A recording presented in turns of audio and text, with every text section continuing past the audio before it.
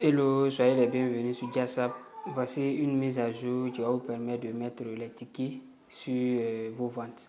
Donc on ouvre l'application ici, JASAP. Voilà. Donc on est sur le tableau de bord ici. Donc ce que je vais vous montrer ici, c'est la modification sur l'enregistrement des ventes. On va faire une vente. On clique sur vente. On a le historique de nos ventes ici. On clique sur le bouton plus.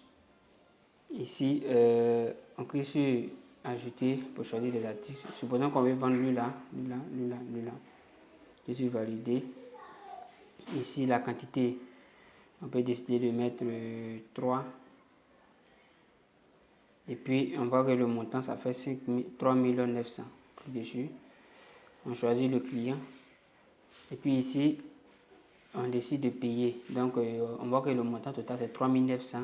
Si le client nous a donné 5 000, on met 5 000 ici. Puis on valide. On voit les détails ici. Et puis on voit ici monnaie rendue. Ok, monnaie rendue c'est 1100 francs. Ici on peut changer le moyen de paiement.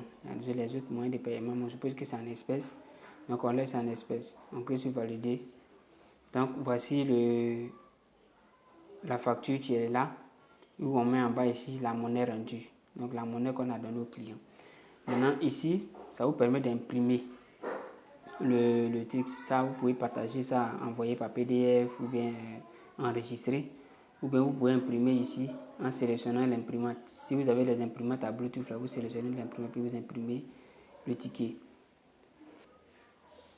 Après ça, la deuxième modification, c'est quoi? Si on décide de faire une deuxième vente, par exemple, un autre client qui a pris ça. Donc on décide que celui-là, il a pris 3, ou bien il a pris 4, par exemple. Il a pris 4, il valide. Voilà, il a pris 4, je valide, voilà. Donc le total, ça fait, et puis lui, il a pris par exemple 5.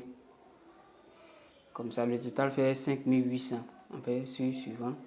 On choisit le client du Pougon par exemple. Donc, ici, les différents moyens qu'on enregistre, c'est que les 5 000 qu'on a enregistrés, ça s'enregistre automatiquement pour que demain, si vous avez un client qui a donné 5 000, encore lieu d'écrire 2 fois 5 000, non, vous cliquez simplement sur les 5 000 puis le montant affiche.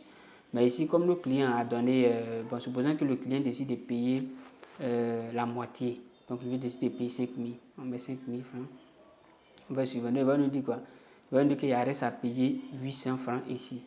Donc on valide la facture comme ça, et puis on peut imprimer. Donc il met ici, il reste à payer.